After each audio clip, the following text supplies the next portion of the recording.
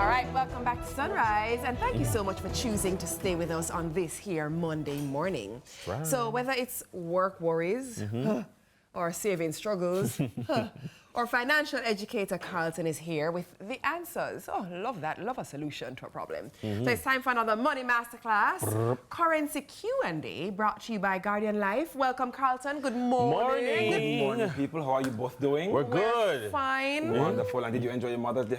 I didn't see you last week, so happy belated Mother's Day. I hope you had a wonderful day. Thank you. I appreciate you, Carlton. Hope the same for your wife. Definitely, it was top tier, I know. How was it for your wife and mommy? It was great. It was great. They enjoyed it thoroughly. Nice, nice. Awesome. I'm glad. I love that. So this morning we have a question which is going to lead us into this morning's topic, which is allowances for our children. I'm glad that we're all parents here this morning. And on the heel of Yendi's amazing episode last night, I said, nice and on point. Yeah. So let's jump over to the question this morning, and then we'll jump into this morning's topic and our question from our viewers. Let's go. Hi Carlton, hey Sunrise. I'm thinking of introducing my 11 and 6-year-old to weekly allowances, and I need your advice. What age is best to start? How much do you think I should give weekly? Also, should I tie the allowance to chores or should I keep them separate? I'm trying to teach them good money habits without causing any confusion. Thank you for your help. Very good I question. love this question. Yeah. I love it. It's a layered question. Exactly. You want to know what age to start, how much to give, should I tie it to chores, etc., etc. And it's so important because every family, it's kind of different. Yeah. And there's no prescribed age and amount, etc. But let's jump into it this morning. Yeah. I want you to understand the purpose behind giving an allowance. It is to teach financial literacy. That's the purpose of an allowance, and nothing else at this early stage, because you don't have bills. The child is 6 or 7, they don't have any bills, no responsibility. So the purpose behind it is to teach financial literacy. I want you to understand that. I watched a program last night, and a mother said to her daughter, when you started getting money, you got coins, and you were so excited about the coins and the silver. I'm like, so there's no one way, irrespective of what we may think. Let's jump into the age appropriateness of when an allowance is due. All right. So the earliest recollection of a person giving allowance maybe start at age 6. And you may say 6 because you're going on to maybe primary school or prep school now, so they may start giving an allowance. Grade 1. But the average age not about 9 or 10 now. Okay. And that is the factors determining when you start is the child's readiness and their interest in maybe money, spending money. They want to know, mommy, what this can buy, daddy, how can buy this? So once you hear your child start having those kind of conversations or questions, you can start thinking about giving an allowance. So not because a child in your child's class got that 6, doesn't mean that your child is ready for an allowance, because it depends on your child at that point in time. So for example, my child is learning about money now and she's in grade 3. They start learning about money and the coins and the notes, and she may ask questions, how much can $20 buy? How much can $100 buy? And I said to myself, I think she's not ready to start getting an allowance. But that's with my child. When did you introduce allowances to your children, if you have already?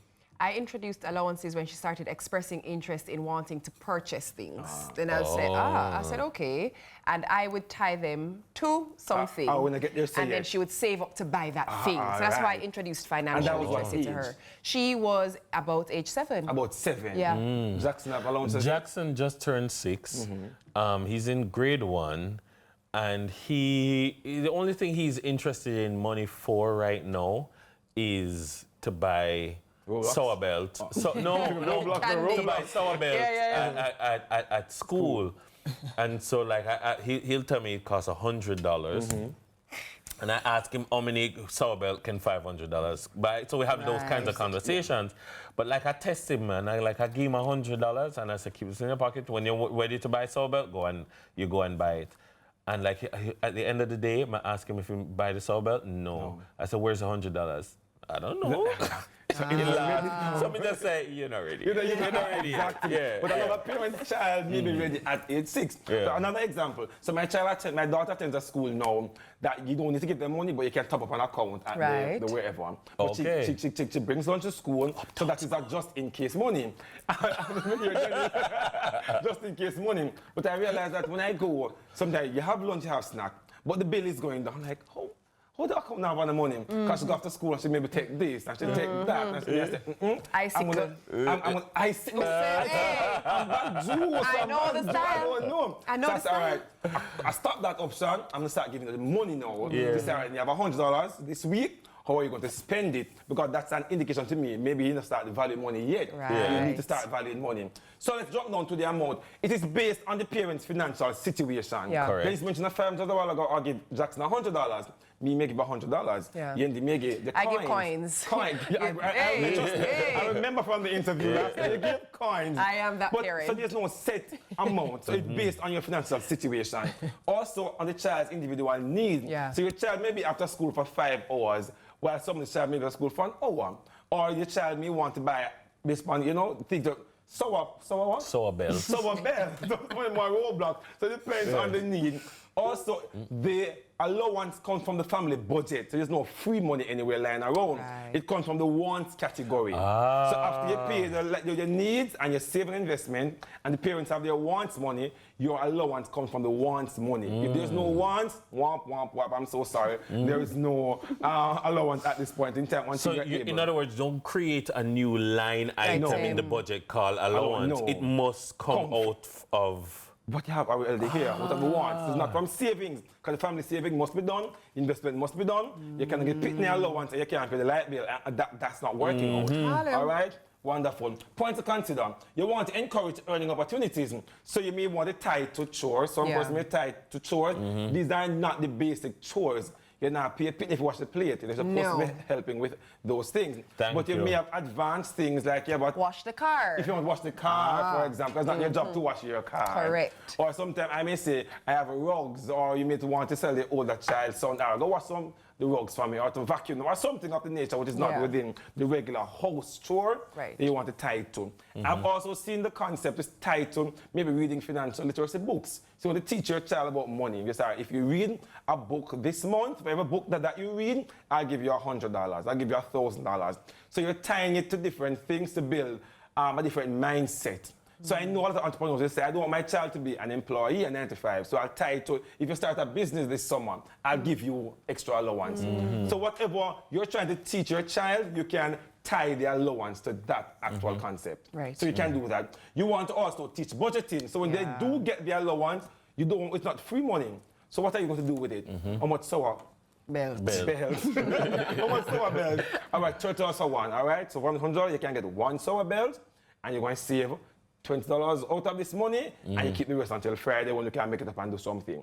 So at least Jackson will understand, at least Izzy will understand, at least Zoo will understand what's the value of this money and how it should be spent. I will share this with you. When she was in prep school, on the days that she would not receive a lunch pan, she would get money and she would have to know, all right, she spend the money, whatever, she bring home the change. However, once she started high school, I gave her all her money on a Monday morning. Wickedness. That's what my mother did. She has to budget out the week. So the other day now, she had a short week because of midterm. And she come home and have food that don't come out of the school. She stop and get a meal elsewhere. Some say, where you get the money for buy that? She said, out of my lunch money. So some say, where you go the Monday and Tuesday?